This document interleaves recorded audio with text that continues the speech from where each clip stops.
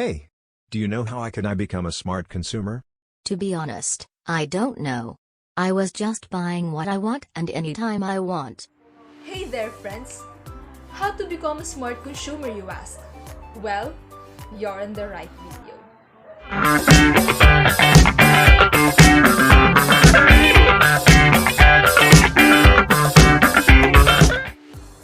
All of us are consumers. We go to the market or do online shopping to buy and consume products that we need and want.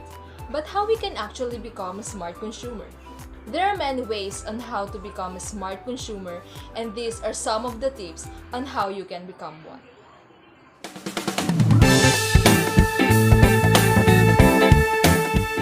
Tip number 1. Needs over wants. Being a smart consumer means considering and prioritizing their needs over their wants. Buying something you want for yourself is still okay, but buying what is essential and what is beneficial is more important.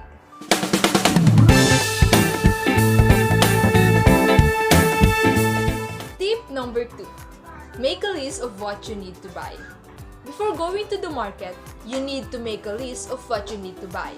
By doing this, aside from you already know what you are going to buy, it will be more or less hassle and will also help you to save time.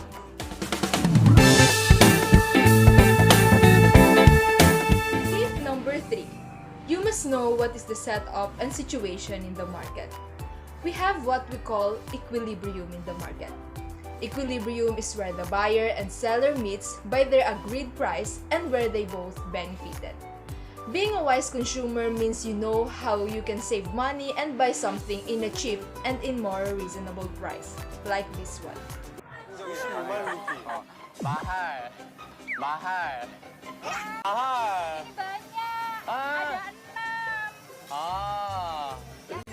Ada 6. Okay.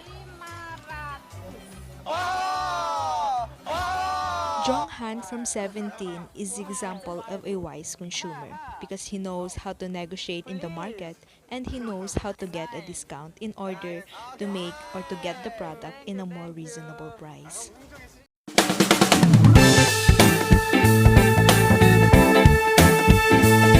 Tip number 4. Avoid impulse purchasing.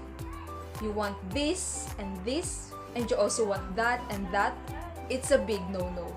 Do not buy too much, especially if it's not necessary. You only end up spending too much money.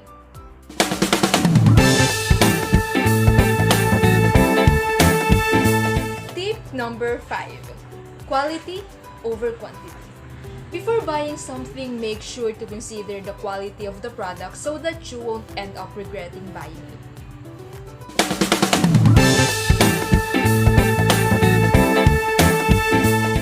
Number 6.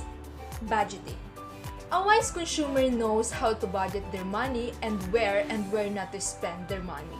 Set a specific amount while buying to avoid spending too much.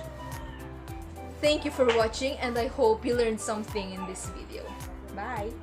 So that's how I become a smart consumer. Thank you for the tips. I know now how I can become a smart consumer.